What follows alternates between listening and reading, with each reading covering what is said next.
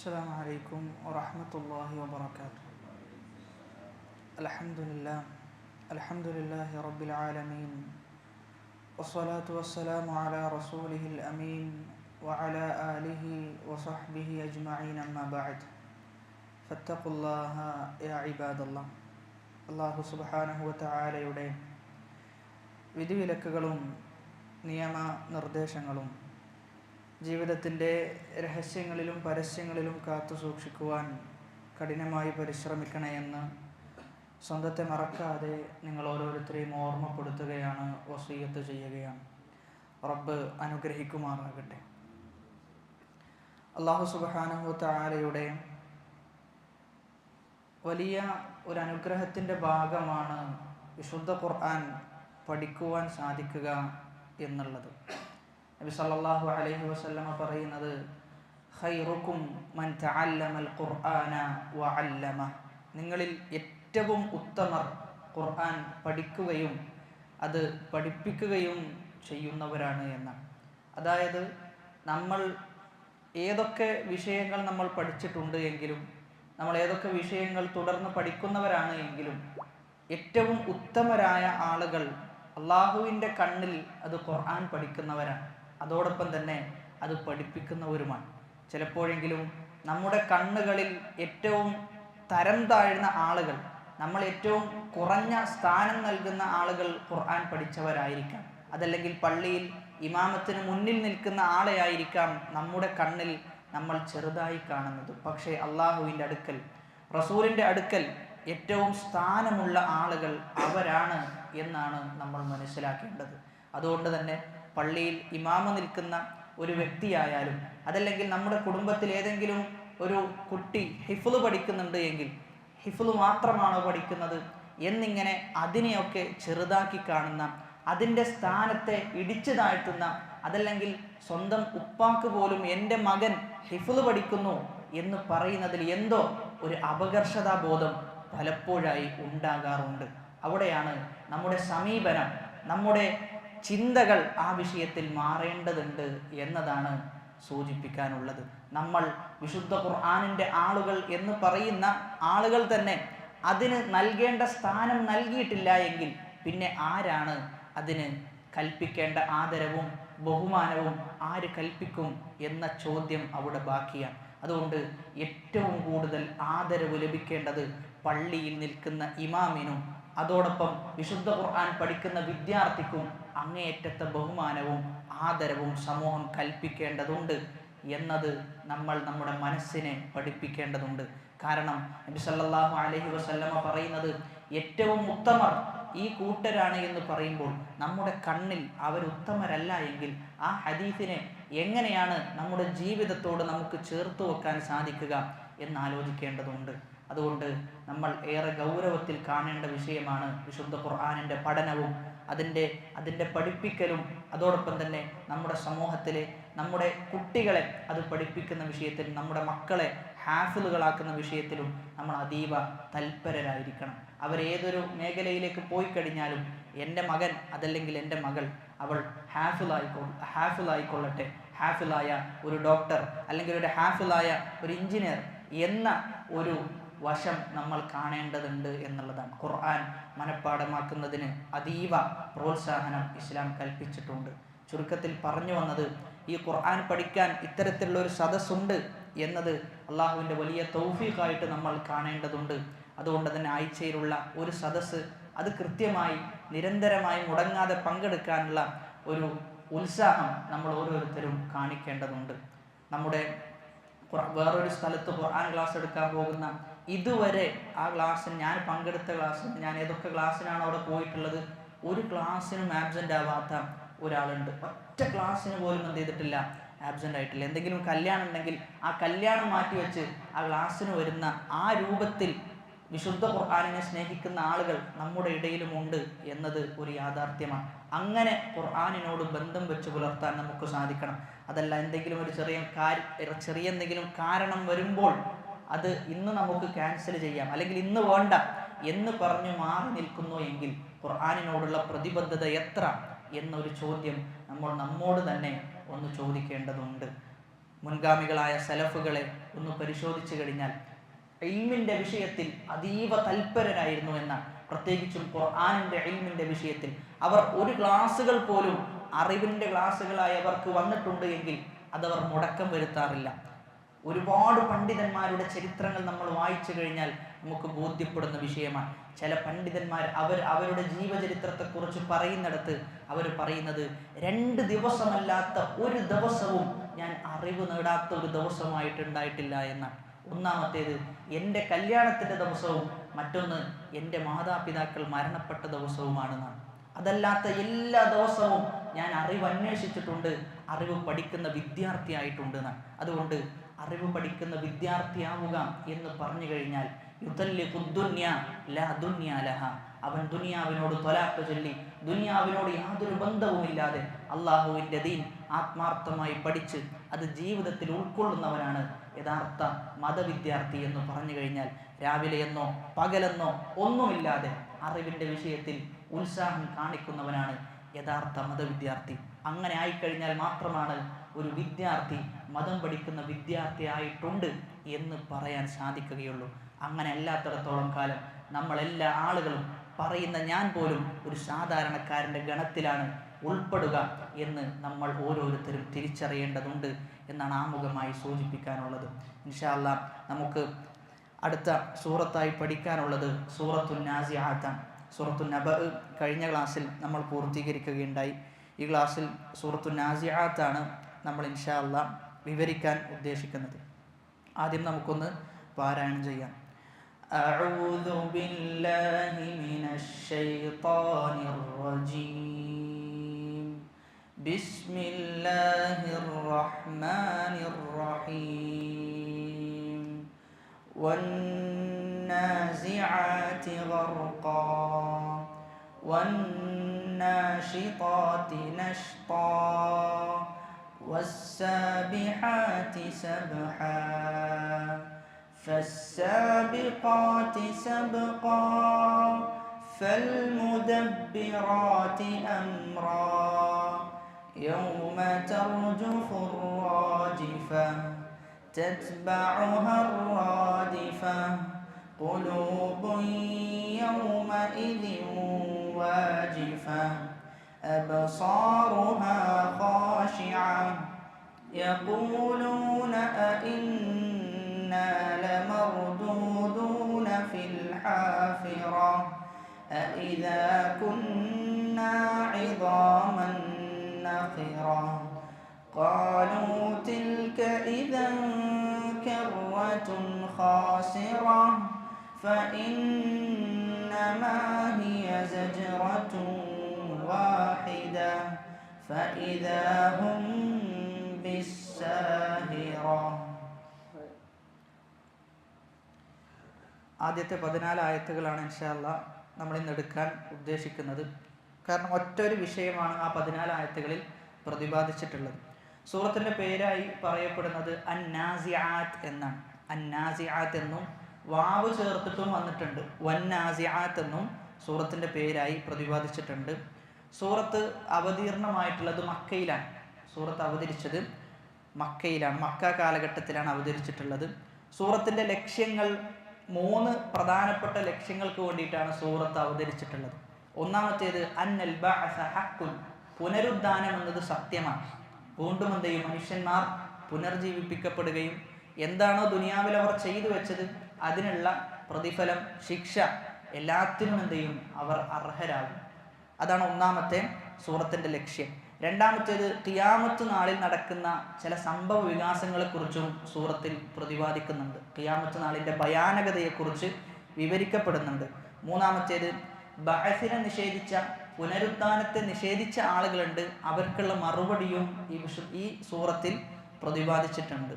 ഇനി ഇതിൽ പ്രതിപാദിക്കപ്പെട്ട വിഷയങ്ങൾ 7ഓളം വിഷയങ്ങളാണ് പ്രതിപാദിച്ചിട്ടുള്ളത്. അതിൽ ഒന്നാമത്തേത് ഇസ്ബാത്തുൽ ബഅസി വൽ ജസാ, പുനരുദ്ധാനമുണ്ട്, അതോടൊപ്പം തന്നെ പ്രതിഫല ദിവസത്തെക്കുറിച്ചും പ്രതിപാദിക്കുന്നുണ്ട്. രണ്ടാമത്തേത് പുനരുദ്ധാനത്തെ നിഷേധിച്ച മുശ്രിക്കീങ്ങൾക്കുള്ള മറുപടിയാണ്. മൂന്നാമത്തേത് മൂസാ നബി അലൈഹിസ്സലാത്തു വസ്സലാമയുടെയും ഫിർഔനിൻ്റെയും ചരിത്രത്തെക്കുറിച്ച് ചെറിയ രൂപത്തിൽ അല്ലാഹു സുബ്ഹാനഹു വ തആല സൂചിപ്പിക്കുന്നുണ്ട്. നാലാമത്തേത് പുനരുദ്ധാനം സത്യമാണ് എന്നതിനുള്ള തെളിവുകൾ അല്ലാഹു സുബ്ഹാനഹു വ തആല വിവരിക്കുന്നുണ്ട്. അഞ്ചാമത്തേത് ആഖിറത്തിൽ നടക്കുന്ന ചില പ്രതിഭാസങ്ങളെക്കുറിച്ചും ഖിയാമത്ത് നാളിൻ്റെ ഭയാനകതയെക്കുറിച്ചും സൂചിപ്പിക്കുന്നുണ്ട്. ആറാമത്തേത് മുത്തഖീങ്ങളുടെ പര്യവസാനവും അതോടൊപ്പം തന്നെ കാഫിരീങ്ങളുടെയും പര്യവസാനം എന്തായിരിക്കും, ഇവർ രണ്ടുപേരുടെയും മരണം എന്നതിനെക്കുറിച്ചുള്ള ഒരു സൂചനയുണ്ട്. ഏഴാമത്തേത് മുശ്രിക്കീങ്ങൾ ഖിയാമത്ത് നാളിനെ കുറിച്ച് ഒരുപാട് ചോദ്യങ്ങൾ ചോദിച്ചിട്ടുണ്ട്. ആ ചോദ്യങ്ങൾക്കെല്ലാമുള്ള ഉത്തരവും ഈ സൂറത്തിൽ അല്ലാഹു സുബ്ഹാനഹു വ തആല ഉൾക്കൊള്ളിച്ചിട്ടുണ്ട്. ഒന്നാമത്തെ ആയത്ത് വന്നാസിആതി ഗർഖാ, അവിശ്വാസികളിലേക്ക് ഇറങ്ങിച്ചെന്ന് ഊരിയെടുക്കുന്നവ തന്നെയാണ് സത്യം എന്നാണ് ആയത്തിൻ്റെ മൊത്തത്തിലുള്ള അർത്ഥം. വന്നാസിആത്ത് എന്ന അവിടെ വാവ് വന്നു. വാവ് വന്നതിന് ശേഷം കെസ്റാണ് വന്നിട്ടുള്ളത്. അപ്പോൾ ആ വാവ് എന്തിനെ സൂചിപ്പിക്കുന്ന വാവാണ്? ഖസമിനെ സൂചിപ്പിക്കുന്ന വാവാണ്. അതായത് സത്യം ചെയ്തുകൊണ്ട് പറയാം. വന്നാസിആതി, ഊരിയെടുക്കുന്നവ തന്നെയാണ് സത്യം. നസഅ എന്ന് പറഞ്ഞു കഴിഞ്ഞാൽ ഊരിയെടുക്കുക എന്നാണ്. നസഅ എന്ന് പറഞ്ഞു കഴിഞ്ഞാൽ ഊരിയെടുക്കുക. ഊരിയെടുക്കുന്നവ തന്നെയാണ് സത്യം. എങ്ങനെയാണ് ഊരിയെടുക്കുന്നത്? ഗർഖൻ, ആഴത്തിൽ ഇറങ്ങിച്ചെന്ന്. ഗർഖ എന്ന് പറഞ്ഞു കഴിഞ്ഞാൽ മുങ്ങുന്നതിന് ഇഗ്റാഖ് എന്നൊക്കെ പറയും. അതുകൊണ്ട് ആഴത്തിൽ ഇറങ്ങിച്ചെന്ന് ഊരിയെടുക്കുന്നവ തന്നെയാണ് സത്യം എന്നാണ് പറഞ്ഞിട്ടുള്ളത്. അപ്പോൾ ഇവിടെ നമ്മൾ നോക്കിക്കഴിഞ്ഞാൽ അല്ലാഹു സുബ്ഹാനഹു വ തആല 5ഓളം ആയത്തുകളിൽ എന്ത് ചെയ്യുന്നുണ്ട്? സത്യം ചെയ്ത് ഇങ്ങനെ പറയാം. ഓരോ കാര്യത്തെയും സത്യം ചെയ്ത് ഇങ്ങനെ പറഞ്ഞു പോകുന്നു. പക്ഷേ ഏതാണ് ആ കാര്യമെന്ന് എന്ത് ചെയ്യുന്നില്ല? വ്യക്താക്കുന്നില്ല. ഊരിയെടുക്കുന്ന കാര്യം തന്നെയാണ് സത്യം എന്നിങ്ങനെ വിഷയം പറഞ്ഞു പോവുകയാണ്. എന്താണ് ഊരിയെടുക്കുന്നത്, ആരാണ് ഊരിയെടുക്കുന്നത് എന്ന് പ്രതിപാദിച്ചിട്ടില്ല. അതുകൊണ്ട് തന്നെ മുഫസ്സിരിങ്ങൾ എന്തായിട്ടുണ്ട്? ഈ വിഷയത്തിൽ ഇഖ്തിലാഫിലായിട്ടുണ്ട്. ഒരുപാട് ഖൗലുകൾ പ്രതിപാദിച്ചിട്ടുണ്ട്. കാരണം അള്ളാഹു വ്യക്തമാക്കാത്തത് കൊണ്ട് തന്നെ. പക്ഷേ സഹാബാക്കളിൽ നിന്നും താബിഉകളിൽ നിന്നും എല്ലാം ഉദ്ധരിക്കപ്പെട്ടു വന്നിട്ടുള്ളത് വന്നാസിആത്ത്, ഊരിയെടുക്കുന്നവ തന്നെയാണ് സത്യം എന്നതിൻ്റെ ഉദ്ദേശം മലക്കുകളാണെന്നാണ്. വന്നാസിആത്തി, ഊരിയെടുക്കുന്നവ തന്നെയാണ് സത്യം. ഗർഖൻ, എങ്ങനെ? ആഴത്തിൽ ശരീരത്തിൻ്റെ എല്ലാ ഭാഗങ്ങളിലേക്കും ഇറങ്ങിച്ചെന്നും ചെയ്യും അവർ അവിശ്വാസികളുടെ റൂഹിനെ അവരെടുക്കുന്ന.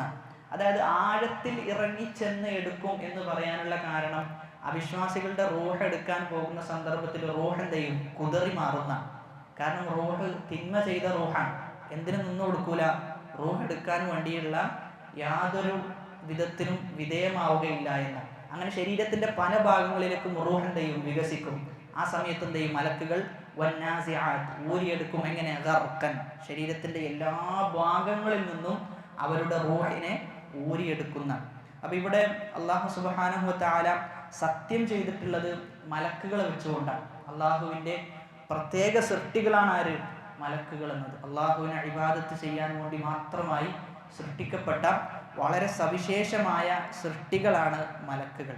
അപ്പം ഇവിടെ ഒന്നാമത്തെ ആയത്തിൽ അല്ലാഹു സുബ്ഹാനഹു വ തആല പ്രതിപാദിക്കുന്നത് അവിശ്വാസികളുടെ റൂഹിനെ എങ്ങനെയാണ് മലക്കുകൾ പിടിച്ചെടുക്കുക എന്നുള്ളതാണ്.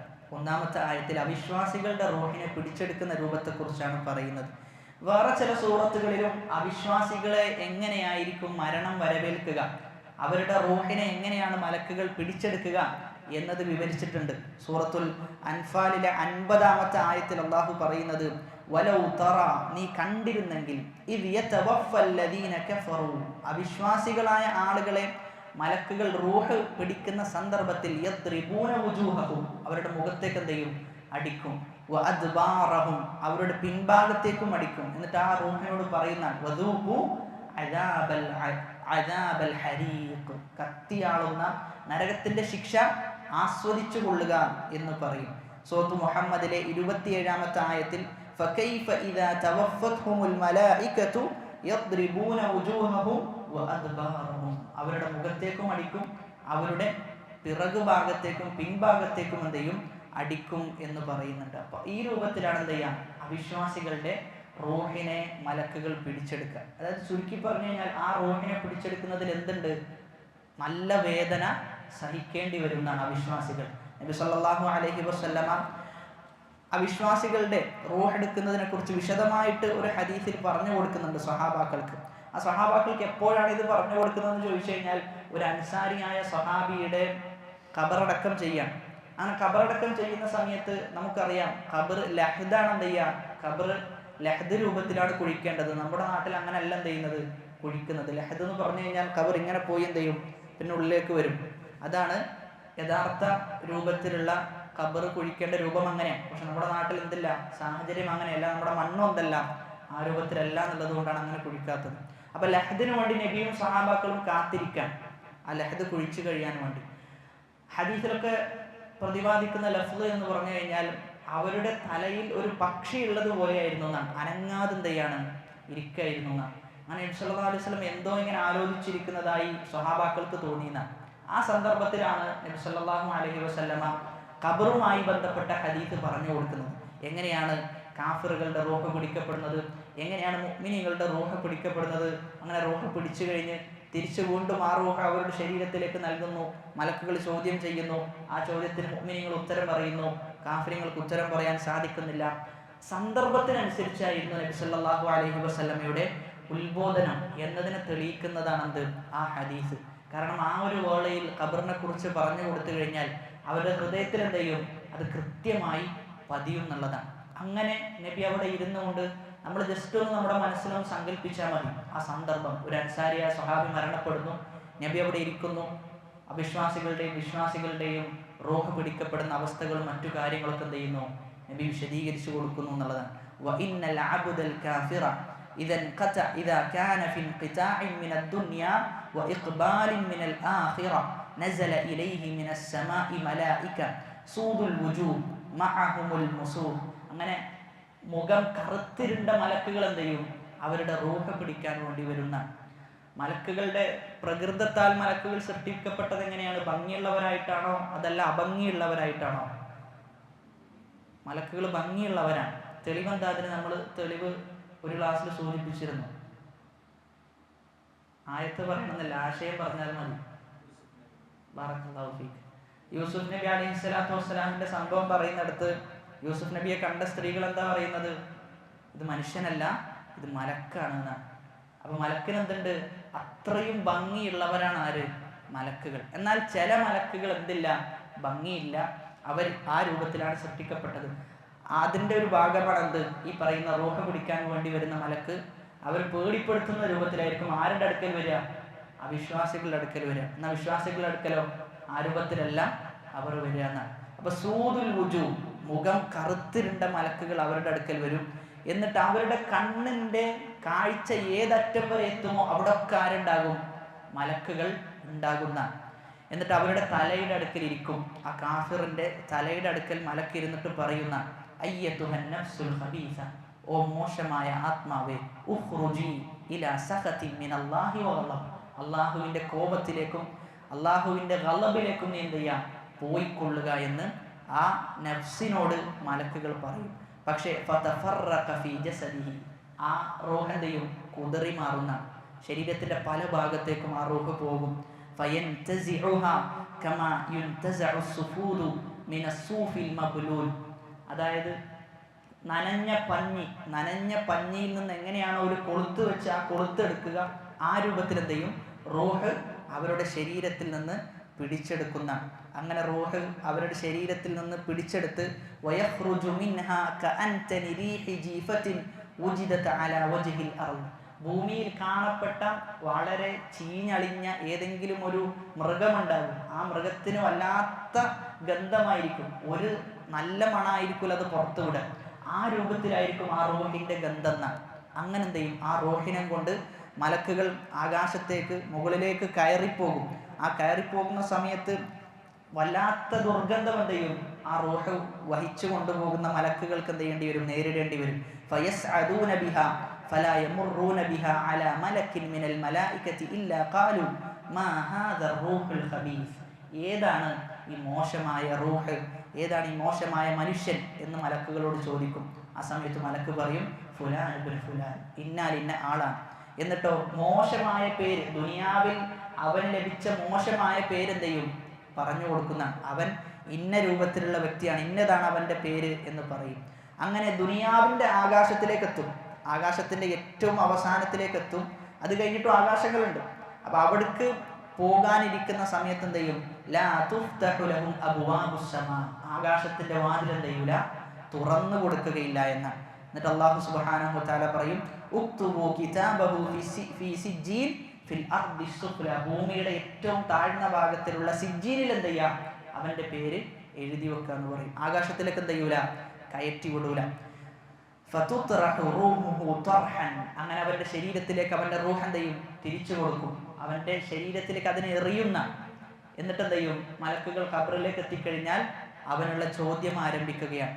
മൻ റബ്ബുക്, നിന്റെ റബ്ബ് ആരാണ്? വമാ ദീനുക്, മാ ഹാദാ റജുൽ അല്ലദീ ബുഇസ ഫീകും, നിനക്ക് അവതീർണമായ ഈ റജുൽ ആരാണ്, ഈ മനുഷ്യൻ ആരാണ്? റസൂലിനെ കുറിച്ച് ചോദിക്കുന്ന 3 ചോദ്യത്തിനും പറയുന്നത് ഹാ ഹാ ലാ അദ്രി എന്ന് ഒരു കാഫിർ എന്ത് ചെയ്യും, മറുപടി പറയും. ഒരു അവിശ്വാസി മറുപടി പറയുന്ന. എന്നിട്ട് അവന് ആ ഖബറിൽ തന്നെ എന്ത് ചെയ്യും, എല്ലാ ശിക്ഷകളും കാണിച്ചു കൊടുക്കും. അവന്റെ ഖബർ കുടുസാകും, അവന്റെ ശരീരത്തിന്റെ എല്ലുകൾ കൂട്ടി അണക്കപ്പെടും, നരകത്തിന്റെ വാതിലുകൾ തുറക്കപ്പെടും, എന്നിങ്ങനെയുള്ള നരകത്തിലേക്കുള്ള എല്ലാം എന്ത് ചെയ്യും, അവന് തുറന്നു കൊടുക്കും. എന്നാൽ ഒരു മുഅ്മിനിന്റെ റൂഹ് എങ്ങനെയാണ് പിടിക്കുന്നത് എന്നും അതേ ഹദീസിൽ എന്ത് ചെയ്യുന്നുണ്ട്, നബി സല്ലല്ലാഹു അലൈഹി വസല്ലമ വിശദീകരിച്ചുകൊണ്ട് പറയുന്നുണ്ട്. ഇൻഷാ അല്ലാഹ് അത് 2-ാമത്തെ ആയത്ത് വിശദീകരിക്കുന്ന സമയത്ത് എന്ത് ചെയ്യാം, നമുക്ക് സൂചിപ്പിക്കാം. 2-ാമത്തെ ആയത്ത്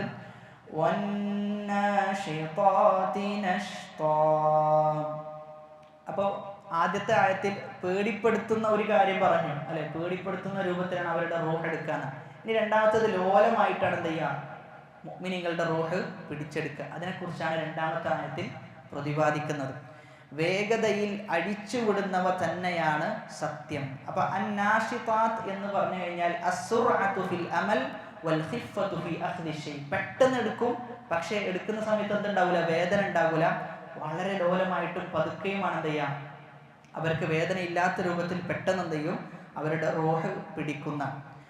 ഇമാം സഅദി റഹ്മത്തുള്ളാഹി വിശദീകരിക്കുന്നത് അൽ മലായികത്തുൽ ലദീന യഖ്ബിദൂന അർവാഹൽ മുഅ്മിനീൻ ബിസുഹൂലത്തിൻ, എളുപ്പത്തിലാണ്, വരിഫ്ഖിൻ, ലോലതയിലാണ്, വസുർഅത്തിൻ, പക്ഷേ അതിന് വേഗതയുണ്ടാകുന്ന. നബി സല്ലല്ലാഹു അലൈഹി വസല്ലമ പറയുന്നത് ഒരു മുഅ്മിനായ മനുഷ്യൻ മരണപ്പെടാൻ നിൽക്കുന്ന സന്ദർഭത്തിൽ എന്ത് ചെയ്യും, അവന്റെ തലയുടെ ഭാഗത്തേക്ക് മലക്കുകൾ വരുന്ന. നസല ഇലൈഹി മലായികത്തും മിനസ് സമാഇ ബീദുൽ വുജൂഹ്, മലക്കുകൾ എങ്ങനെ ഉണ്ടാകുക, നല്ല വെളുത്തു തുടുത്ത മുഖത്തിലായിരിക്കും മലക്കുകൾ എന്ത് ചെയ്യുക, അവന്റെ അടുക്കലേക്ക് വരിക. കഅന്ന വുജൂഹഹുമുശ് ശംസു, അവരുടെ മുഖം സൂര്യന് തുല്യമായിരിക്കുന്ന.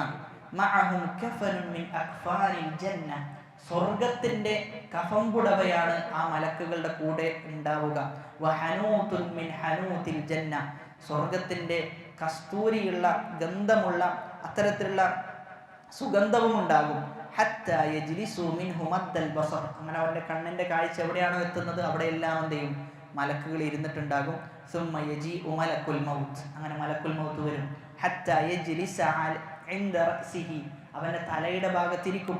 അയ്യതുഹൻ നഫ്സു ത്വയ്യിബ, ഏറ്റവും നന്മ നിറഞ്ഞ ത്വയ്യിബായ നഫ്സേ, ഉഖ്റുജി ഇലാ മഗ്ഫിറത്തിൻ മിനല്ലാഹി വറിദ്വാൻ, അല്ലാഹുവിന്റെ മഗ്ഫിറത്തിലേക്കും അല്ലാഹുവിന്റെ റിദ്വാനിലേക്കും എന്ത് ചെയ്യാം, നിങ്ങൾ മുൻകടന്നുകൊള്ളുക, നിങ്ങൾ പുറപ്പെട്ടുകൊള്ളുക എന്നെന്ത് ചെയ്യും, ആ നഫ്സിനോട് പറയുന്ന. ഫതഖ്റുജു തസീലു കമാ തസീലുൽ ഖത്റതു മിൻ ഫിസ്സിഖാ, അതായത് വളരെ ലോലമായിട്ടും പതുക്കെയുമാണ് എന്ത് ചെയ്യാം, അവർക്ക് ഒരു വേദനയും ഇല്ലാത്ത രൂപത്തിൽ ഒരു വെള്ളത്തുള്ളി ഒരു പാത്രത്തിലേക്ക് എങ്ങനെയാണോ വീഴുന്നത് ആ രൂപത്തിലാണ് എന്ത് ചെയ്യുക, അവരുടെ റൂഹ് മലക്കുകൾ പിടിച്ചെടുക്കുക. അങ്ങനെ റൂഹ് പിടിച്ചെടുത്ത് ഇങ്ങനെ കയറിപ്പോകുന്ന, ആകാശത്തിന് മുകളിലേക്ക് കയറിപ്പോകും. ആളുകൾ ചോദിക്കും, ആരുതാണ് ഇത്രയും നല്ല റൂഹ് എന്ന് ചോദിക്കും. അപ്പം പറയും ഇന്നാലിന്ന വ്യക്തിയുടേതാണ് എന്ന് പറയും. അങ്ങനെ ആ റൂഹ് എന്ത് ചെയ്യും, മലക്കുകൾ, ഖബറിലുള്ള മലക്കുകൾക്ക് ചോദ്യം ചെയ്യപ്പെടാനുള്ള സമയമാകുമ്പോൾ റൂഹ് തിരിച്ചു കൊടുക്കുന്ന, റൂഹ് തിരിച്ചു കൊടുക്കും. ചോദ്യങ്ങൾ ചോദിക്കപ്പെടും. ആ ചോദ്യത്തിനൊക്കെ എന്ത് ചെയ്യും, കൃത്യമായ ഉത്തരം പറഞ്ഞു കൊടുക്കുന്ന. മൻ റബ്ബുക് മാ ദീനുക് വമാ ഇൽമുക്, ചില ഹദീസിൽ അതും വന്നിട്ടുണ്ട്. എന്താണ് നിന്റെ ഇൽമ് എന്ന് ചോദിച്ചിട്ടുണ്ട്. ഈ പറഞ്ഞ കാര്യങ്ങളൊക്കെ എങ്ങനെയാണ് നീ തിരിച്ചറിഞ്ഞത് എന്ന ഒരു ചോദ്യം കൂടി എന്ത് ചെയ്യുന്നുണ്ട്, ചോദിക്കുന്നുണ്ട്. അവിടെ അവൻ പറയും ഖറഅതു കിതാബല്ലാഹ്, ഞാൻ അല്ലാഹുവിന്റെ കിതാബ് ചെയ്തിട്ടുണ്ട്, വായിച്ചിട്ടുണ്ട്. ഫആമൻതു ബിഹി, അതിൽ ഞാൻ വിശ്വസിച്ചു. വസദ്ദഖ്തു, ഞാൻ അതിനെ സത്യപ്പെടുത്തുകയും ചെയ്തു. അങ്ങനെ ആകാശത്ത് നിന്ന് ഒരു വിളിയാളം വരുന്ന, അൻ സ്വദഖ അബ്ദി, തീർച്ചയായും എൻ്റെ അടിമ ചെയ്തിട്ടുണ്ട്, സത്യം പറഞ്ഞിട്ടുണ്ട്. ഫഅഫ്രിഷൂഹു മിനൽ ജന്ന, അങ്ങനെ സ്വർഗ്ഗത്തിലുള്ള വിരിപ്പുകൾ, സ്വർഗ്ഗത്തിന്റെ വാതിലുകൾ സ്വർഗത്തിലുള്ള സുഗന്ധങ്ങൾ എല്ലാം എന്ത് ചെയ്യും? അവന് തുറന്നു കൊടുക്കുകയും സംവിധാനിക്കുകയും ചെയ്യുമെന്ന് ഹദീസിൽ പറഞ്ഞു വെക്കുന്നുണ്ട്. അങ്ങനെയുള്ള സമയത്താണ് ആര് വരുന്നത്? ഒരു വ്യക്തി എന്ത് ചെയ്യാണ്? അദ്ദേഹത്തിന്റെ അടുക്കിലേക്ക്, ആ ഖബറിലേക്ക് വരികയാണ്. വയഅ്തീഹി റജുലുൻ ഹസനുൽ വജ്ഹി ഹസനുൽ സിയാബി ത്വയ്യിബുർ റീഹ്. മുഖത്തിന് നല്ല ഭംഗിയുണ്ട്, വസ്ത്രത്തിനും നല്ല ഭംഗിയുണ്ട്, നല്ല സുഗന്ധം പുരട്ടിയിട്ടാണ് വന്നിട്ടുള്ളത്. എന്നിട്ട് ആ മയ്യത്തിനോട്, ആ മനുഷ്യനോട് പറയുന്നതാണ്, അബ്ശിർ ബില്ലദീ യസുറുക, നിനക്ക് സന്തോഷിക്കുന്നത് കൊണ്ട് നീ എന്ത് ചെയ്യാം? സന്തോഷിച്ചു കൊള്ളുക. ഇത് നിനക്ക് അല്ലാഹു വാഗ്ദാനം ചെയ്ത ദിവസമാണ് എന്ന് പറയും. അപ്പൊ അവിടെ ചോദിക്കും, നീ ആരാണ് എന്ന് ഖബറിലുള്ള മനുഷ്യൻ ചോദിക്കുന്നതാണ്. അപ്പോഴാണ് പറഞ്ഞു കൊടുക്കുന്നത്, അന അമലുക സ്വാലിഹ്, ഞാൻ എൻ്റെ സ്വാലിഹായ സൽക്കർമ്മങ്ങളാണ് എന്ന് പറയുന്നതാണ്. യൗമ ലാ യൻഫഉ മാലുൻ വലാ ബനൂൻ, ഒരു മക്കളും അതേപോലെ തന്നെ ഒരു ധനവും എന്ത് ചെയ്യൂല? ഉപകരിക്കൂല. ഇല്ലാ മൻ അത്തല്ലാഹ ബിഖൽബിൻ സലീം, സലീമായ ഹൃദയത്തോടുകൂടി ചെന്ന ആളുകളല്ലാത്ത ആരും ചെയ്യൂല അന്നേ ദിവസം സംരക്ഷിക്കപ്പെടുകയില്ല എന്നാണ്. അതുകൊണ്ട് നമ്മൾ മനസ്സിലാക്കേണ്ടത്, നമ്മുടെ കൂടെ ഉണ്ടാവുക നമ്മുടെ സൽക്കർമ്മങ്ങൾ മാത്രമാണ്. അതുകൊണ്ട് നമ്മൾ കളഞ്ഞുകൊണ്ടിരിക്കുന്ന, പാഴാക്കിക്കൊണ്ടിരിക്കുന്ന ഓരോ നിമിഷങ്ങളും അത് സ്വർഗത്തിൽ നിന്ന് നമ്മളെ വിദൂരമാക്കുന്നുണ്ട് എന്നതിനെ കുറിച്ച് എന്ത് ചെയ്യണം? നമുക്കൊരു ആലോചന ഉണ്ടാകണം. അതുകൊണ്ട് ഒരു ചെറിയ നിമിഷം പോലും ലഭിച്ചു കഴിഞ്ഞാൽ അതിനെ നന്മയാക്കി മാറ്റാൻ നമ്മൾ പരിശ്രമിക്കണം എന്നാണ് ഇബ്നുൽ ഖയ്യിം റഹിമഹുല്ലാഹ് പറയുന്നത്. ഇളാഅത്തുൽ വഖ്തി അശദ്ദു മിനൽ മൗത്ത്, നീ മരിക്കുന്നതിനേക്കാളും വലിയ ഫിത്നയാണ് സമയത്ത് എന്ത് ചെയ്യാൻ? പാഴാക്കുക എന്നുള്ളത്. കാരണം മരിച്ചു കഴിഞ്ഞാൽ നമ്മൾ ആരിലേക്ക് എത്തി? അള്ളാഹിന്റെ അടുക്കലേക്ക് എത്തി. പക്ഷെ സമയം കളയാന്നുള്ളതിൽ എന്താ സംഭവിക്കുന്നത്? അള്ളാഹുവിൽ നിന്ന് വിദൂരമായിക്കൊണ്ടിരിക്കുകയാണ് ഒരു അടിമ ചെയ്യുന്നത് എന്നാണ്. അതായത് നമ്മുടെ ഹൃദയം സലാമത്തിലാണ്, അത് സുരക്ഷിതമാണ് എന്നതിൻ്റെ പ്രധാനപ്പെട്ട ഒരു അടയാളമാണ് സമയം നഷ്ടപ്പെടുത്തി കഴിഞ്ഞാൽ അങ്ങേയറ്റത്തെ വിഷമുണ്ടാകുന്ന. സമയം നഷ്ടപ്പെടുത്തിയാൽ എൻ്റെ സമയം നഷ്ടപ്പെട്ടല്ലോ, ആ സമയം എന്തെങ്കിലും നന്മ ചെയ്യാമായിരുന്നല്ലോ, എന്തുകൊണ്ട് എനിക്കത് ചെയ്യാൻ സാധിച്ചില്ല എന്നിങ്ങനെ ചിന്തിക്കുന്നവനായിരിക്കും ഹൃദയം സലീമായ സുരക്ഷിതമായ മനുഷ്യന്റെ ഹൃദയം എന്ന് പണ്ഡിതന്മാർ പറഞ്ഞു വെക്കുന്നുണ്ട്. അതുകൊണ്ട് അല്ലാഹു സുബ്ഹാനഹു വ തആല അത്തരത്തിൽ നല്ല നഫ്സിന്റെ ഉടമകളാക്കി നമ്മെ മാറ്റുമാറാകട്ടെ. അടുത്ത ആയത്തിൽ വസ്സാബിഹാതി സബ്ഹ, ഊക്കോടെ ഒഴുകി വരുന്നവ തന്നെയാണ് സത്യം. അപ്പൊ ഇവിടെ അസ്സാബിഹാത്ത് എന്ന് പറഞ്ഞു കഴിഞ്ഞാൽ, സബഹ എന്ന് പറഞ്ഞു കഴിഞ്ഞാൽ നീന്തുക എന്നാണ് എന്ത് ശരിക്കുള്ള അർത്ഥം. അപ്പൊ ഇവിടെ ഉദ്ദേശിക്കപ്പെടുന്നത് മലക്കുകൾ എന്ത് ചെയ്യും? വേഗത്തിൽ അവരാകാശത്തിലേക്ക് എന്ത് ചെയ്യും? അള്ളാഹുവിന്റെ കൽപ്പന പ്രകാരം ഇറങ്ങി വരുന്ന, വേഗത്തിൽ അള്ളാഹുവിന്റെ കൽപ്പന പ്രകാരം ആകാശത്തിലേക്ക് മലക്കുകൾ ഇറങ്ങി വരും. അതോടൊപ്പം തന്നെ ഭൂമി എന്ത് ചെയ്യും? അവർ ഭൂമിയിൽ എത്തേണ്ട സ്ഥലത്തൊക്കെ എന്ത് ചെയ്യും? അവരെത്തും. അതാണ് വസ്സാബിഹാതി സബ്ഹൻ.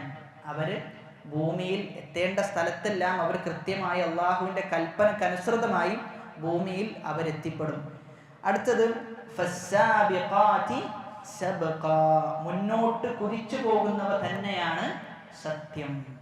അപ്പൊ മലക്കുകൾ ഏതൊരു വിഷയം പരിശോധിച്ച് നോക്കിക്കഴിഞ്ഞാലും മലക്കുകൾ അള്ളാഹുവിന്റെ വിധിയിൽ, അള്ളാഹു ഒരു കൽപ്പന കൽപ്പിച്ചു കഴിഞ്ഞാൽ പെട്ടെന്ന് തന്നെ എന്ത് ചെയ്യും? അവരത് ചെയ്യുന്നതാണ്. അവര് അമാന്തിച്ചു നിൽക്കൂല, കാത്തു നിൽക്കൂല. അള്ളാഹു പറഞ്ഞു കഴിഞ്ഞാൽ, ഒരു കൽപ്പന വന്നാൽ ഉടൻ എന്ത് ചെയ്യും? ആ നന്മയിൽ അവർ മുന്നേറും എന്നാണ് പറയുന്നത്. അതായത് സ്വാലിഹീങ്ങളുടെയും അമ്പിയാക്കളുടെയും എല്ലാം വളരെ സവിശേഷമായ ഒരു ഗുണമാണ്, അവർക്ക് ഒരു നന്മ ലഭിച്ചു കഴിഞ്ഞാൽ, അതല്ലെങ്കിൽ ഒരു നന്മയെക്കുറിച്ച് കേട്ട് കഴിഞ്ഞാൽ പിന്നെ അവർ അതിനെക്കുറിച്ച് ചിന്തിക്കൂല, പെട്ടെന്ന് തന്നെ എന്ത് ചെയ്യും? അത് ചെയ്യുന്ന. നന്മയുടെ വിഷയത്തിൽ അങ്ങേയറ്റത്ത് ധൃതി ഉണ്ടാകണം. അതാണ് മൂസാ നബി അലൈഹി സ്വലാത്തു വസ്സലാമയെ തൗറാത്ത് വാങ്ങാൻ വിളിക്കുമ്പോൾ മൂസാ നബി പറയുന്നത് എന്താ? അജിൽതു ഇലൈക റബ്ബി ലിതർള, എൻ്റെ റബ്ബെ ഞാൻ നിന്നിലേക്ക് എന്ത് ചെയ്യാണ്? ധൃതിപ്പെട്ട് വരികയാണ്. എന്തിനു വേണ്ടി? ലിതർള, നീ എന്ത് ചെയ്യണം?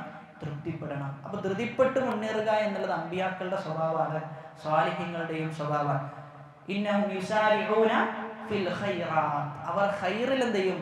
ധൃതിപ്പെട്ട് മുന്നേറും. സുറഅത്ത് ഉണ്ടാകും, അതിൽ അവർ ശരിയായിരിക്കും, നല്ല വേഗത ഉണ്ടാകുന്ന.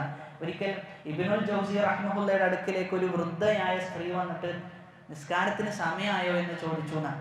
അപ്പൊ പറഞ്ഞു, അത്ര നിസ്കാരത്തിന് സമയമായിട്ടില്ല, ഇനി എന്തുണ്ട്, ഒരു 20-25 മിനിറ്റ് ഒക്കെ ബാക്കിയുണ്ടെന്ന് പറഞ്ഞു. എന്നിട്ട് എന്ത് ചെയ്യണം? പള്ളിയിലേക്ക് പോവുകയാണ് ആ സ്ത്രീ. അപ്പൊ ആ സമയത്ത് ഇബ്നുൽ ജൗസി റഹ്മത്തുള്ളാഹി ചോദിക്കുകയാണ്, എന്തിനാണ് ഇത്ര പെട്ടെന്ന് പോകുന്നത് എന്ന് ചോദിച്ചപ്പോൾ ആ സ്ത്രീ കൊടുത്ത മറുപടി, അള്ളാഹു വിളിച്ച് പള്ളിയിലേക്ക് പോകുന്നതിനേക്കാൾ ഞാൻ ഇഷ്ടപ്പെടുന്നത് എന്താ? ക്ഷണിക്കുന്നതിന് മുമ്പ് പള്ളിയിലെത്തി അള്ളാഹുവിന്റെ ആ വിളിയെ കാത്തു നിൽക്കുന്നതിനെയാണ് ഞാൻ ഇഷ്ടപ്പെടുന്നത് എന്നാണ്. ഇബ്നു ജൗസി റഹ്മത്തുള്ളാഹി ആ മറുപടി കേട്ടപ്പോൾ അത്ഭുതപ്പെട്ടു എന്നാണ്. കാരണം വളരെ ചിന്തനീയമായ മറുപടിയാണ് എന്ത് ചെയ്തത്, ആ സ്ത്രീ നൽകിയതാണ്. പലപ്പോഴും ബാങ്ക് വിളിച്ചു കഴിഞ്ഞാൽ പോലും നമ്മൾ ആലോചിക്കൽ എന്താ, നിസ്കാരത്തിന് ഇന്നും 15 മിനിറ്റ് ഉണ്ടല്ലോ, അപ്പൊ എന്ത് ചെയ്താൽ മതി, ഒരു 5 മിനിറ്റ് മുമ്പ് എത്തിയാൽ മതി എന്ന ആലോചനയാണ് നമുക്കുള്ളത് എന്നാണ്. എന്നാൽ ആ സ്ത്രീ ആലോചിച്ചത്, റബ്ബ് എന്നെ വിളിക്കുന്നതിന് മുമ്പേ ഞാൻ ഉത്തരം നൽകുക എന്ന് പറഞ്ഞു കഴിഞ്ഞാൽ റബ്ബിന്റെ തൃപ്തി എനിക്ക് കിട്ടുന്ന വലിയൊരു വിഷയമല്ലേ എന്ന് പറഞ്ഞിട്ട് എന്ത് ചെയ്തു, ബാങ്ക് കൊടുക്കുന്നതിന് മുമ്പേ പള്ളിയിലെത്തി എന്നുള്ളതാണ്. അവിടെ നബി സല്ലല്ലാഹു അലൈഹി വസല്ലമ പറയുന്ന ഒരു കാര്യമുണ്ട്, അതായത് ഒരു നിസ്കാരത്തെ കാത്തിരിക്കുക എന്ന് പറഞ്ഞു കഴിഞ്ഞാൽ അവർ നിസ്കരിക്കുന്നവരെ പോലെയാണെന്നാണ്. നിസ്കാരത്തെ കാത്തിരിക്കുക എന്ന് പറഞ്ഞു കഴിഞ്ഞാൽ അവർ നിസ്കരിക്കുന്ന പോലെയാണ്. അതുകൊണ്ട് നിസ്കാരത്തിന്റെ വിഷയത്തിൽ നമ്മൾ മനസ്സിലാക്കേണ്ടത്, ബാങ്ക് കൊടുത്തു കഴിഞ്ഞാൽ പിന്നെ എന്തില്ല, പിന്നെ വേറെ ശുഗലുകളിലാകാൻ പാടില്ല എന്നാണ്. നബി സല്ലല്ലാഹു അലൈഹി വസല്ലമയെ കുറിച്ച് ആയിഷ റളിയല്ലാഹു അൻഹ പറയുന്നത്, കിച്ചണിൽ എന്ത് ചെയ്യും, റസൂൽ ആയിഷ റളിയല്ലാഹു അൻഹയുടെ കൂടെ ഉണ്ടാകുന്ന, ബാങ്ക് വിളിച്ചു കഴിഞ്ഞാൽ അതുവരെ റസൂൽ എന്താ ചെയ്തിരുന്നത് എന്ന് പോലും അറിയാതെ റസൂൽ എന്ത് ചെയ്യും, ഒഴിവാക്കി പോകുന്ന. ചില സ്വഹാബാക്കളെ സംബന്ധിച്ചിടത്തോളം അവർ കട തുറന്നിട്ടുണ്ടാകും, എന്നാൽ ബാങ്ക് വിളിച്ചു കഴിഞ്ഞാൽ എന്ത് ചെയ്യും, അവരത് വിട്ടിട്ട് നേരെ എന്ത് ചെയ്യും, പള്ളിയിലേക്ക് പോകുന്ന. അപ്പൊ ആ രൂപത്തിൽ നമ്മൾ നിസ്കാരത്തെ എന്ത് ചെയ്യേണ്ടതുണ്ട്, കാണേണ്ടതുണ്ട് എന്നുള്ളതാണ്. അങ്ങനെ നിസ്കാരത്തെ കണ്ടു കഴിഞ്ഞാൽ നിസ്കാരത്തിന്റെ ഖദർ മനസ്സിലാക്കി അതിന് കൊടുക്കേണ്ട ബഹുമാനം കൊടുത്തുകൊണ്ട് അതിന് നൽകേണ്ട സ്ഥാനം നൽകിക്കൊണ്ട് നിസ്കരിക്കുമ്പോൾ എന്തുണ്ടാകും, സ്വാഭാവികമായിട്ടും ആ നിസ്കാരത്തിന് വല്ലാത്തൊരു റാഹത്ത് നമ്മുടെ ജീവിതത്തിന് നൽകാൻ സാധിക്കും എന്നുള്ളതാണ്. 5-ാമത്തെ ആയത്ത്, ഫൽ മുദബ്ബിറാത്തി അംറാ. ഫൽ മുദബ്ബിറാത്തി അംറാ, കാര്യങ്ങൾ. അംർ എന്ന് പറഞ്ഞു കഴിഞ്ഞാൽ കാര്യങ്ങളാണ്. അൽ മുദബ്ബിറാത്ത് എന്ന് പറഞ്ഞു കഴിഞ്ഞാൽ നിയന്ത്രിക്കുന്നവ തന്നെയാണ് സത്യം. കാര്യങ്ങൾ നിയന്ത്രിക്കുന്നവ തന്നെയാണ് സത്യം. അതായത് മലക്കുകൾക്ക് എന്ത് ചെയ്തിട്ടുണ്ട്, ഒരുപാട് വിഷയത്തിൽ അല്ലാഹു സുബ്ഹാനഹു വ തആല അവർക്ക് ചില ജോലികൾ ഏൽപ്പിച്ചിട്ടുണ്ട്. അപ്പൊ ആ ജോലികൾ കൊടുത്തത് അല്ലാഹുവാണ്. എന്നിട്ട് അല്ലാഹു പറയാണ്, ആ ജോലികൾ തന്നെയാണ് സത്യം, അവർക്ക് കൊടുത്ത നിയന്ത്രണാധികാരം തന്നെയാണ് സത്യം. മഴ പെയ്യിപ്പിക്കാൻ എന്തുണ്ട്, മലക്കുകളുണ്ട്. അതേപോലെ തന്നെ സ്വർഗത്തിലും നരകത്തിലും എന്തുണ്ട്, അതിൻ്റെതായ കാവൽക്കാർ മലക്കുകളായിട്ടുണ്ട്. അപ്പൊ ഇങ്ങനെ ഒരുപാട് ജോലികൾ മലക്കുകളെ ഏൽപ്പിച്ചിട്ടുണ്ട് എന്നാണ് അല്ലാഹു സുബ്ഹാനഹു വ തആല പറഞ്ഞു വെക്കുന്നത്. ഈ ആയത്ത് വെച്ചിട്ടാണ് ചില ആളുകൾ എന്ത് പറഞ്ഞത്, ലോകം നിയന്ത്രിക്കുന്നത് ചില ഔലിയാക്കളാണ് എന്ന് പറഞ്ഞത് എന്നാണ്. അപ്പൊ ഖുർആനിലെ ആയത്ത് വെച്ചിട്ട് ഔലിയാക്കൾക്ക് തെളിവ് പിടിക്കാന്ന് പറഞ്ഞു കഴിഞ്ഞാൽ തന്നെ എന്താണ്, ഒരു വിഡ്ഢിത്തരം. കാരണം അല്ലാഹു സുബ്ഹാനഹു വ തആല വളരെ വ്യക്തമായി പല ആയത്തിലും പറഞ്ഞ വിഷയമാണ് എന്ത്, നബി സല്ലല്ലാഹു അലൈഹി വസല്ലമയുടെ പ്രഖ്യാപനമാണ്, ഇന്നമാ അദ്ഉ റബ്ബി, ഞാൻ എൻ്റെ റബ്ബിനോട് മാത്രമേ വിളിച്ചു പ്രാർത്ഥിക്കുള്ളൂ എന്നാണ്. എന്നിട്ട് അതിനുശേഷം പറയുന്നത്, ഞാൻ ശിർക്ക് എന്ത് ചെയ്യൂല, അള്ളാഹുവിൽ വെച്ച് പുലർത്തൂല. അത്ര വ്യക്തമായി ആയത്തിൽ പറഞ്ഞിട്ട് കൂടി ഇതിനെന്ത് ചെയ്യാണ്, പിന്നെ വ്യാഖ്യാനിച്ച് ഏതെങ്കിലുമൊക്കെ പണ്ഡിതന്മാർ എന്തെങ്കിലുമൊക്കെ പറഞ്ഞതിനെ അവരുടെ ഇഷ്ടത്തിലേക്ക് എന്ത് ചെയ്യാം, കൊണ്ടുപോകുക എന്നുള്ളതാണ്. ഈ ആയത്തിൽ അവർ പറഞ്ഞ വിശദീകരണം ഉണ്ടോ എന്ന് നമ്മൾ അന്വേഷിച്ച് കഴിഞ്ഞാൽ തന്നെ എന്താ ഉള്ളത്, ഫൽ മുദബ്ബിറാത്തി അംറ എന്ന് വിശദീകരിച്ചെടുത്ത് ചില കൗലുകൾ അത് ഷാദാണ്, എന്തല്ല സ്വീകാര്യോഗ്യമല്ല. എന്നാൽ അത് അവർ പറഞ്ഞ രൂപത്തിൽ എടുക്കുകയാണെങ്കിൽ തന്നെ ഉള്ളത് അർവാഹുൽ മുഅ്മിനീൻ എന്നാണ്. മുഅ്മിനീങ്ങളുടെ റൂഹ് എന്ത് ചെയ്യും, ഭരിക്കുന്നതാണ്. അങ്ങനെയാണെങ്കിൽ എല്ലാവരും എന്ത് ചെയ്യും, ഭരിക്കുന്നതാണ് പറയേണ്ടി വരിക. അല്ലാതെ ഔലിയാക്കൾ മാത്രമെന്നല്ല എന്ത് ചെയ്യുക, പറയേണ്ടി വരിക എന്നുള്ളതാണ്. അപ്പൊ അവിടെയും എന്ത് ചെയ്തിട്ടുണ്ട്, തിരിമറി നടത്തിയിട്ടുണ്ട് എന്നുള്ളതാണ്. ഉള്ളതിൽ തന്നെ എന്ത് ചെയ്തിട്ടുണ്ട്, തിരിമറി നടത്തിയിട്ടുണ്ട്. ഒരിക്കലും എന്ത് ചെയ്യൂല, ഈ ആയത്തിൽ നിന്ന് അങ്ങനെ ഒരു അർത്ഥം ലഭിക്കൂല എന്നാണ്. അപ്പൊ എവിടെ വരെ എത്തിയെന്ന് ചോദിച്ചു കഴിഞ്ഞാൽ, ലോകം ഭരിക്കുന്നത് CM ആണ്, അതല്ലെങ്കിൽ എല്ലാം CM ആണ്, ഒന്നും എന്ത് ചെയ്യൂല, CM അറിയാതെ നടക്കൂല എന്ന് പറയുന്ന രൂപത്തിലേക്ക് എന്ത് ചെയ്തിട്ടുണ്ട്, സമൂഹം എത്തിയിട്ടുണ്ടെന്നാണ്.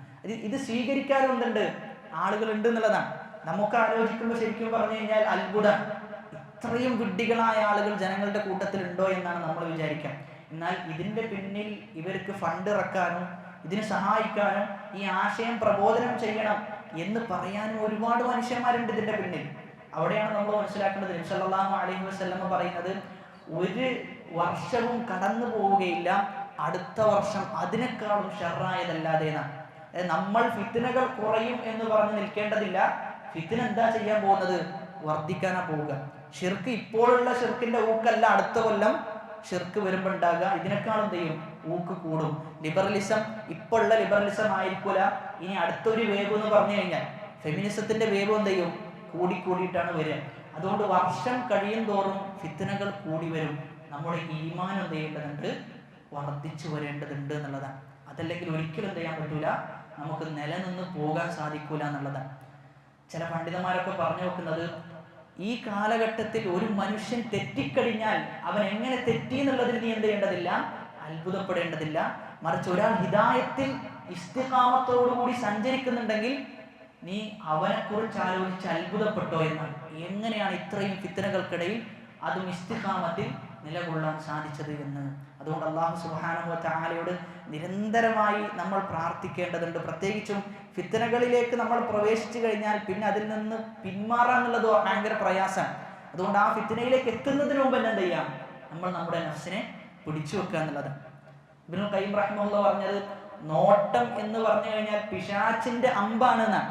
നോട്ടം എന്ന് പറഞ്ഞു കഴിഞ്ഞാൽ നമ്മുടെ ഹൃദയത്തിലേക്ക് വരുന്ന പിശാചിന്റെ അമ്പാണ്. നോട്ടത്തെ ഒരുത്തൻ ക്ഷമയോടുകൂടി ഒരു കാര്യത്തിലേക്ക് നോക്കാതിരുന്നാൽ എന്ത് ചെയ്യും, ഓൻ സലാമത്തിലായി, ഓൻ സുരക്ഷിതായി. എന്നാൽ നോക്കിക്കഴിഞ്ഞാലോ പിന്നെ ആ നോട്ടം എന്ത് ചെയ്യും, ഒരു വിചാരമായി മാറും. ആ വിചാരം വികാരമായി മാറും.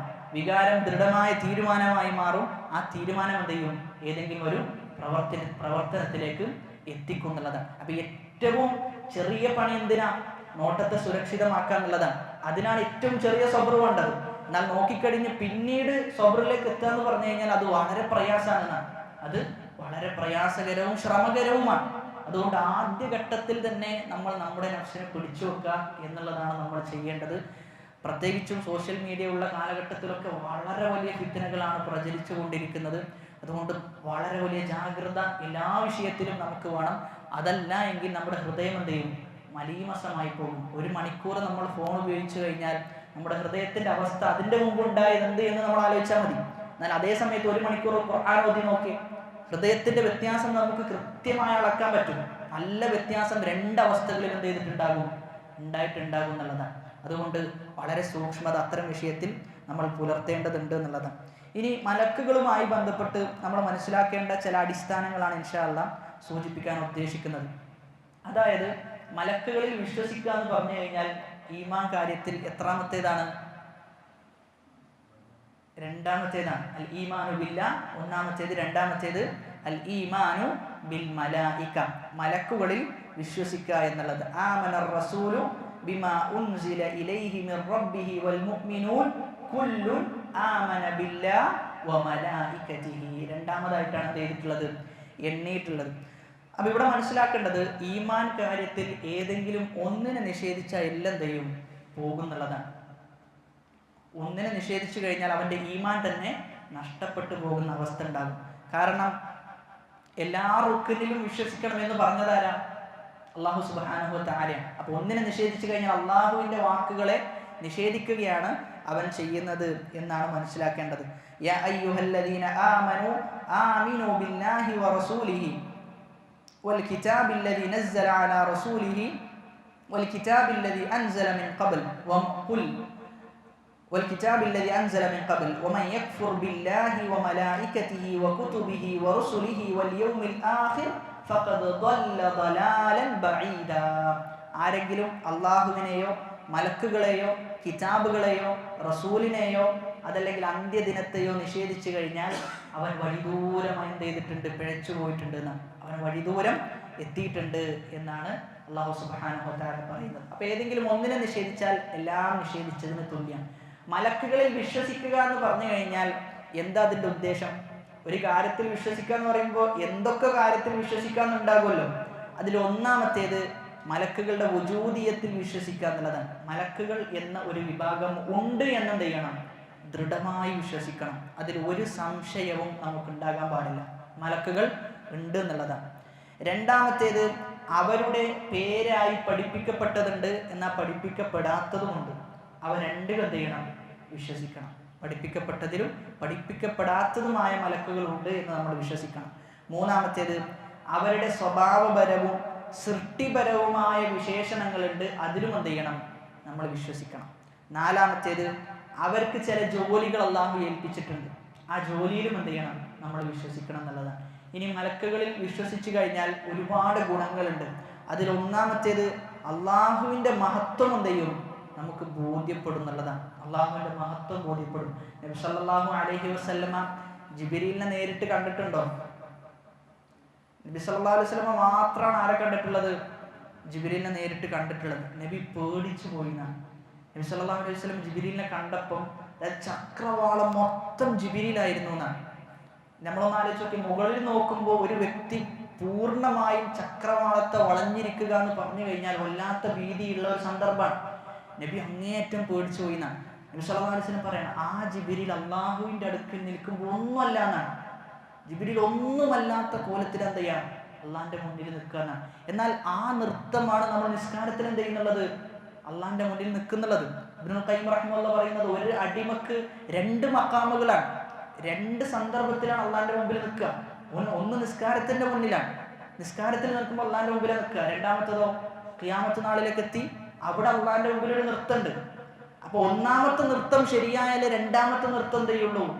ശരിയാവുള്ളൂ എന്നാണ്. അപ്പൊ നിസ്കരിക്കുന്ന സമയത്ത് ആ നൃത്തം നമ്മൾ ആലോചിക്കേണ്ടത്, നമ്മുടെ സ്ഥാനത്ത് ജിബ്രീലാണ് നിന്നതെങ്കിൽ നമ്മൾ നിൽക്കുന്നത് പോലെ ആയിരിക്കും എന്ത് ചെയ്യാം? ജിബ്രീൽ നിൽക്കുക എന്നുള്ളതാണ്. അതുകൊണ്ട് ആ ഒരു ഭയപ്പാടോട് കൂടിയിട്ടാണ് നമ്മൾ നിൽക്കേണ്ടത് എന്നാണ്. മലക്കുകൾ വിശ്വസിച്ചു കഴിഞ്ഞാൽ ആ ഒരു മെച്ചം നമുക്കുണ്ട്. അള്ളാഹുവിന്റെ മഹത്വം, അള്ളാഹുവിന്റെ ഖദർ എന്ത് ചെയ്യും? നമുക്ക് ബോധ്യപ്പെടും. അവർ മനസ്സിലാക്കേണ്ടതുപോലെ അള്ളാഹ് എന്ത് ചെയ്തിട്ടില്ല?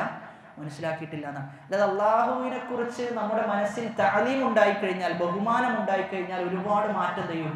നമ്മൾ വിചാരിക്കാത്ത മാറ്റം ജീവിതത്തിൽ ഉണ്ടാകുന്ന അതാണ് നമ്മുടെ നഫ്സിൽ നമ്മൾ എന്ത് ചെയ്യേണ്ടത്? എപ്പോഴും നമ്മൾ നമ്മുടെ നഫ്സിനെ പഠിപ്പിച്ചുകൊണ്ടേയിരിക്കേണ്ടത്. അള്ളാഹുവിന്റെ മഹത്വവും അള്ളാഹുവിന്റെ ഖുദ്റത്തും ചെയ്യണം, നമ്മുടെ മനസ്സിൽ ബോധ്യപ്പെടണം. അങ്ങനെ ബോധ്യപ്പെട്ടാലാണ് ഉലൂഹിയത്ത് ഉണ്ടാകാൻ, ഇബാദത്ത് ഉണ്ടാകാൻ. അതായത് റുബൂബിയത്ത് എന്ന വിഷയം ഒരു മനുഷ്യന്റെ മനസ്സിൽ രൂഢമൂലമാകണം. അള്ളാഹു ആണ് ഉപകാരം നൽകുന്നവൻ, അള്ളാഹു ആണ് റിസ്ക് നൽകുന്നവൻ, അള്ളാഹു ആണ് ഖാദിർ, എല്ലാത്തിനും കഴിവുറ്റവൻ എന്നിങ്ങനെയുള്ള റുബൂബിയത്തുമായി ബന്ധപ്പെട്ട വിഷയം അവന്റെ മനസ്സിൽ ഉറച്ചു കഴിഞ്ഞാൽ പിന്നെന്താ ഉണ്ടാകുക? ഇബാദത്ത് തനിയെ ഉണ്ടാകുന്ന. കാരണം അവൻക്കറിയാം, റബ്ബിൽ വിശ്വസിച്ച ഒരുത്തൻ, റബ്ബാണ് എൻ്റെ റാസിക്ക്, റബ്ബാണ് എനിക്ക് നഫ്അ് നൽകുന്നത് എന്ന് ഉറച്ചു വിശ്വസിക്കുന്ന ഒരുത്തനാണ് എങ്കിൽ ആ റബ്ബിനെ ആരാധിച്ചാൽ മാത്രം എന്തുള്ളൂ? കാര്യമുള്ളൂ എന്ന് അവന് ബോധ്യപ്പെടുന്ന. അവിടെയാണ് നമ്മൾ ഒരു അടിസ്ഥാനം പറഞ്ഞു വെക്കാറുള്ളത്. ഉലൂഹിയത്തിൽ ശിർക്ക് സംഭവിച്ച ആളുകൾക്കൊക്കെ എവിടെയും ശിർക്കുണ്ട്, റുബൂബിയത്തിൽ ശിർക്കുണ്ട് എന്നുള്ളതാണ്. കാരണം എന്താ? അള്ളാഹു അല്ലാത്തവരെ എന്തുകൊണ്ട് അവൻ ആരാധിച്ചു? അല്ലാത്തവർ ഉപകരിക്കും എന്ന് റുബൂബിയത്തിലുള്ള വിശ്വാസം ചെയ്തിട്ടുണ്ട്, നഷ്ടപ്പെട്ടിട്ടുണ്ട് എന്നാണ്. അതുകൊണ്ട് മനസ്സിൽ എപ്പോഴും നമ്മൾ നട്ടുപിടിപ്പിക്കേണ്ട ഈമാനിന്റെ വലിയൊരു മരമാണെന്ത്? അള്ളാഹുവിനുള്ള തഅലീം, അള്ളാഹുവിനെ അങ്ങേയറ്റം ആദരിക്കുക എന്നുള്ള വിഷയം. രണ്ടാമത്തേത്, മനുഷ്യരെ സദാ നിരീക്ഷിക്കുവാൻ അള്ളാഹു മലക്കുകളെ ഏർപ്പെടുത്തിയിട്ടുണ്ട് എന്നൊരു വിശ്വാസം ചെയ്യും. മലക്കുകളിൽ വിശ്വസിച്ച് കഴിഞ്ഞാൽ നമുക്കുണ്ടാകും. മലക്കുകൾ ഉണ്ട് എന്ന് പറഞ്ഞു കഴിഞ്ഞാൽ സ്വാഭാവികമായിട്ടും നമ്മുടെ അമലുകൾ എന്ത് ചെയ്യുന്നുണ്ട്? മലക്കുകൾ എഴുതി വെക്കുന്നുണ്ട് എന്ന ബോധ്യം നമുക്കുണ്ടാകും. അതുകൊണ്ട് എന്ത് കാര്യം ചെയ്യുമ്പോൾ നമ്മൾ നല്ലത് മാത്രം ചെയ്യുള്ളൂ, മലക്കുകൾ ഉണ്ട് എന്ന് വിശ്വസിച്ച് കഴിഞ്ഞാൽ. മൂന്നാമത്തേത്, മലക്കുകൾ ഇഷ്ടപ്പെടുന്ന സ്ഥലങ്ങളെ ഇഷ്ടപ്പെടുവാനും അവിടെ പങ്കാളിയാവാനും നമ്മൾ എന്ത് ചെയ്യും? പരിശ്രമിക്കും. ഇൽമിന്റെ മജ്ലിസ്, ഈ മജ്ലിസിൽ മലക്കുകളുണ്ട്, ഈ മജ്ലിസിൽ മലക്കുകളുണ്ട് എന്നാണ്. എന്നാൽ അതേ സമയത്ത് അങ്ങാടികളിൽ എന്തില്ല? മലക്കുകളില്ല. അപ്പൊ അത്തരം സ്ഥലങ്ങളിൽ പോയി കഴിഞ്ഞാൽ തന്നെ നമ്മൾ പെട്ടെന്ന് എന്ത് ചെയ്യാൻ നോക്കും? തിരിച്ച് വരാൻ നോക്കും എന്നുള്ളതാണ്. നാലാമത്തേത്, മലക്കുകളെ സംവിധാനിച്ച അള്ളാഹുവിന് ആത്മാർത്ഥമായി നന്ദി കാണിക്കാൻ എന്ത് ചെയ്യും? ഇത് നമുക്ക് സഹായകരമാകും എന്നാണ് നമ്മൾ മനസ്സിലാക്കേണ്ടത്. ഇനി അതിൻ്റെ വിശദാംശങ്ങളുണ്ട്. അതായത് 4 കാര്യങ്ങളിൽ വിശ്വസിക്കണമെന്ന് നമ്മൾ പറഞ്ഞല്ലോ, അത് വിശദമായിട്ട് പറയാനുണ്ട്. ഇൻഷാ അല്ലാഹ് അടുത്ത ക്ലാസ്സിൽ നമുക്ക് സൂചിപ്പിക്കാമെന്നാണ് വിചാരിക്കുന്നത്. അല്ലാഹു സുബ്ഹാനഹു വ തആല ആയത്തുകൾ ശ്രവിച്ചതിലുപരി ജീവിതത്തിൽ ആത്മാർത്ഥമായി പ്രാവർത്തികമാക്കാനുള്ള തൗഫീഖ് നൽകി അനുഗ്രഹിക്കുമാറാകട്ടെ. മരിക്കും വരെ വിശുദ്ധ ഖുർആൻ പഠിക്കുകയും അതിൻ്റെ പഠിതാവായിക്കൊണ്ട് മരിക്കുവാനുള്ള തൗഫീഖ് അള്ളാഹു നമുക്കേവർക്കും പ്രദാനം ചെയ്യുമാറാകട്ടെ. വിശുദ്ധ ഖുർആൻ ഒരാവർത്തിയെങ്കിലും പൂർണ്ണമായി അതിൻ്റെ അർത്ഥതലത്തോടുകൂടി വായിച്ചു കൊണ്ട് പോകുവാൻ നമുക്ക് അല്ലാഹു സുബ്ഹാനഹു വ തആല തൗഫീഖ് പ്രദാനം ചെയ്യുമാറാകട്ടെ.